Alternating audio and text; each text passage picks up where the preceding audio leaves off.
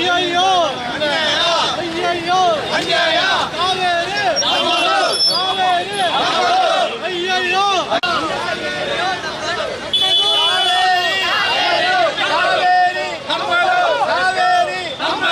ಯಾತಕ್ಕಾಗಿ ಹೋರಾಟ ಕಾವೇರಿ ನಿಯಂತ್ರಣ ಸಮಿತಿಯ ತೀರ್ಮಾನಕ್ಕೆ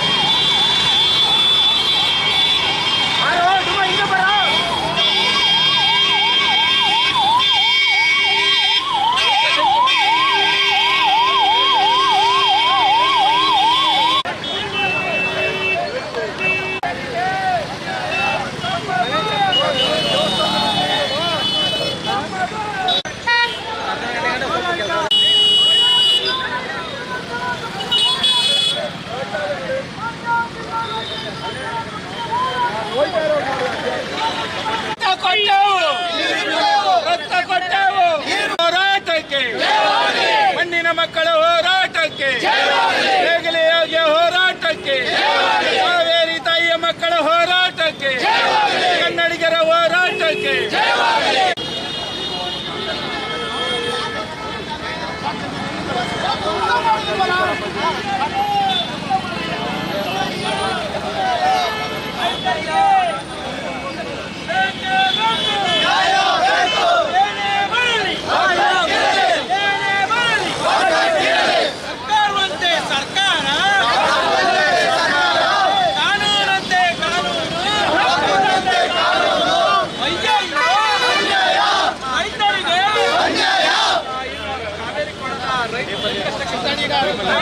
ನಿಯಂತ್ರಣ ಸಮಿತಿ ಪ್ರತಿದಿನ 1 TMC ನೀರನ್ನ ಬಿಡಬೇಕು 30ನೇ ತಾರೀಕುವರೆಗೆ ಅಂತೇಳಿ ಆದೇಶ ಮಾಡಿದ್ಯಲ್ಲ, ಇದು ಸಂಪೂರ್ಣವಾದ ಅವೈಜ್ಞಾನಿಕ ಆದೇಶ.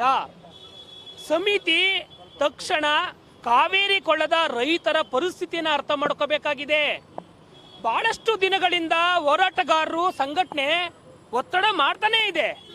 ಕಾವೇರಿಯ ತೀರ್ಮಾನವನ್ನ ಮಾಡುವಂತ ಸಮಿತಿಗಳು ವಾಸ್ತವದ ಸ್ಥಿತಿಯನ್ನ ಅರ್ಥ ಮಾಡಿಕೊಂಡು ಕಾವೇರಿ ಕೊಳ್ಳದ ಭಾಗದಲ್ಲಿ ಎಷ್ಟು TMC ನೀರಿದೆ, ಎಷ್ಟು ನದಿಯ ಪಾತ್ರದ ಭೂಮಿ ಈ ಬೆಳೆ ಬೆಳೆದಿದ್ದಾರೆ ರೈತರು, ಎಷ್ಟು ಸಂಕಷ್ಟದಲ್ಲಿದ್ದಾರೆ. ಯಾರು ಸ್ವಾಮಿ ಈ ಆದೇಶ ಮಾಡಿ ಕೇಳಿರೋರು? ಈ ದೇಶದ ಪ್ರಧಾನಮಂತ್ರಿಗಳು ಈ ರಾಜ್ಯದ MP ಗಳಾಗಿ ಕೇಂದ್ರದಲ್ಲಿ ಉಕ್ಕು ಮತ್ತೆ ಕೈಗಾರಿಕೆ ಸಚಿವರಾಗಿ ಏನ್ ಮಾಡ್ತಾ ಇದ್ದಾರೆ ಸ್ವಾಮಿ? ವಾಸ್ತವ ಸ್ಥಿತಿಯನ್ನ ಅರ್ಥ ಮಾಡಿಸ್ತೋದ್ಮೇಲೆ ನಮ್ಗೆ ಯಾಕೆ ಸ್ವಾಮಿ ಇವರೆಲ್ಲ? ಪ್ರತಿ ಸಾರಿ ಸಮಿತಿಗಳು ಆದೇಶ ಮಾಡ್ತಾನೆ ಇದೆ. 30ನೇ ತಾರೀಕು ಇರೋದು 26 TMCನ ದಿನ 1 TMC 30ನೇ ತಾರೀಕುವರೆಗೆ ಬಿಟ್ಬಿಟ್ರೆ ನಾವೇನ್ ಕುಡಿಬೇಕು ಸ್ವಾಮಿ? ಕರ್ನಾಟಕ ರಾಜ್ಯಕ್ಕೆ ವಿಷ ಕೊಡು ಭಾಗ್ಯ, ರೈತರಿಗೆ, ಕಾರ್ಮಿಕರಿಗೆ, ಜನರಿಗೆ ವಿಷ ಕೊಡು ಭಾಗ್ಯ ಕೊಟ್ಬಿಡಿ ಸ್ವಾಮಿ ಸಿದ್ದರಾಮಯ್ಯನವರೇ. ಒಂದು ದಿನ DK ಶಿವಕುಮಾರ್ ಅವರು ನೀರಾವರಿ ಸಚಿವರಾಗಿ ಇಲ್ಲಿವರೆಗೆ ಒಂದು ಕಾವೇರಿ ಕೊಳದ ಪ್ರವಾಸವನ್ನ ಮಾಡದೇ ಇರುವಂತದ್ದು. ಚನ್ನಪಟ್ಟಣಕ್ಕೆ ಚುನಾವಣೆಗೋಸ್ಕರ ಚನ್ನಪಟ್ಟಣಕ್ಕೆ ಬಂದು ಹಳ್ಳಿಗೆ ಹೋಗ್ತಾ ಇದ್ದೀರಿ ಸ್ವಾಮಿ ನೀವು. ನಮ್ ಜನ ಜೀವ ಹೋಗ್ತಾ ಇದೆ, ನಮ್ಗೆ ಪ್ರಾಣ ಹೋಗ್ತಾ ಇದೆ. ಇಂಥ ಸ್ಥಿತಿಯಲ್ಲಿ ನೀವು ಕಾವೇರಿ ಕೊಳ್ಳದ ಭಾಗಕ್ಕೂ ನೀವು ಭೇಟಿ ಕೊಡಲಿಲ್ಲ ಅಂತ ಹೇಳಿದ್ರೆ ಯಾವ ಪುರುಷತ್ವಕ್ಕಾಗಿ ನೀವು ನಮ್ಮ ರಾಜ್ಯದ ನೀರಾವರಿ ಸಚಿವರಾಗಬೇಕು? ಇದು ತೀವ್ರವಾಗಿ DK ಶಿವಕುಮಾರ್ ಅವರಿಗೆ, ರಾಜ್ಯದ ಮುಖ್ಯಮಂತ್ರಿಗಳಿಗೆ ಒತ್ತಾಯ ಮಾಡ್ತಾ ಇದ್ದೇವೆ. ಕುಮಾರಸ್ವಾಮಿ ಅವರು ಕೇಂದ್ರದ ಬಲವಾದಂತ ಮಂತ್ರಿ ಆಗಿದ್ದಾರೆ. ಮಂತ್ರಿ ಸಮಿತಿಗಳಲ್ಲಿ ಮಾತನಾಡಿ ಕರ್ನಾಟಕ ರಾಜ್ಯಕ್ಕೆ ನ್ಯಾಯ ಕೊಡಿಸುವ ಕೆಲಸವನ್ನ ಮಾಡಬೇಕಾಗಿದೆ. ತಕ್ಷಣ ರಾಜ್ಯದ ಸಂಸದರು ಸಭೆ ಕರೀಬೇಕಾಗಿದೆ. ಎಲ್ಲಾ ರಾಜ್ಯದ ಸಂಸದರು, ನಮ್ಮ ರಾಜ್ಯದ 28 ಜನ ಸಂಸದರು ಸಭೆ ಮಾಡಿ ಸರಿಯಾದಂತ ನಿರ್ಣಯವನ್ನು ಮಾಡಬೇಕಾಗಿದೆ. ಕಾವೇರಿ ಪಕ್ಷಾತೀತವಾದಂತಹ ವಿಷಯ. ರೈತರ ಮಾನವಮ್ಮ ಮಾಡುವಂತ ಆದೇಶಗಳಿಗೆ ನೀವೆಲ್ಲರೂ ಒಟ್ಟಾಗಿ ಒಂದು ಆದೇಶವನ್ನ, ಒಂದು ಸಮಿತಿ ನಿರ್ಧಾರವನ್ನ ಬೆಂಬಲಿಸಬೇಕಾಗಿದೆ.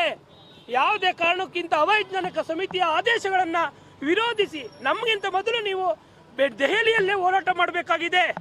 ತಕ್ಷಣ ರಾಜ್ಯದ ಮುಖ್ಯಮಂತ್ರಿಗಳು, ನೀರಾವರಿ ಸಚಿವರು ತಕ್ಷಣ ಕಾವೇರಿ ಕೊಳ್ಳದ ಭಾಗದ ಪ್ರವಾಸವನ್ನ ಮಾಡಬೇಕು.